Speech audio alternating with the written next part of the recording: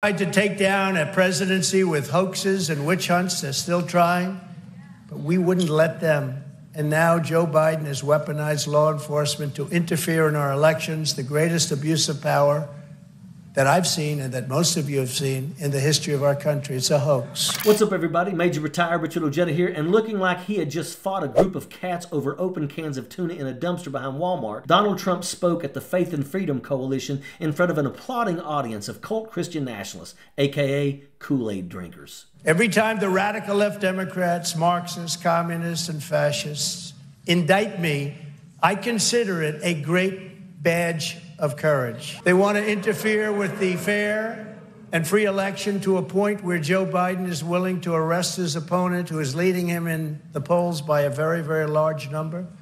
They lie, they cheat, and they steal, and this is how low they've fallen in an attempt to win the 2024 election.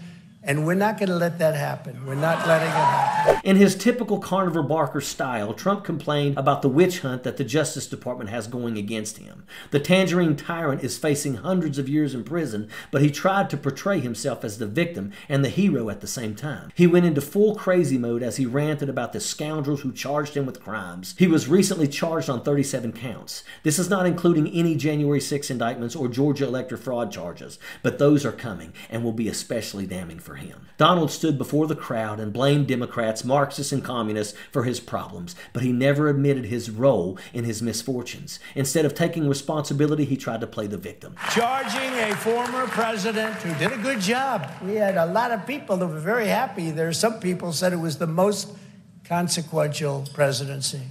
But charging a former president of the United States under the Espionage Act of 1917, that's like making nuclear weapons in your basement, isn't it? An act for a crime so heinous that only the death penalty would do is one of the most outrageous and vicious legal theories ever put forward in an American court of law. It's a disgrace. It's hard to believe that this frumpy jackaloon is the best that the Republicans have to offer in 2024. The truth of the matter is that Donald knows he's in a world of hurt, but he thinks that he is smart enough to outmaneuver Jack Smith, Fani Willis, and the justice system. He's arrogant enough to believe that he should not be held accountable for anything that he does. For him to say that he is being indicted for his followers is a joke.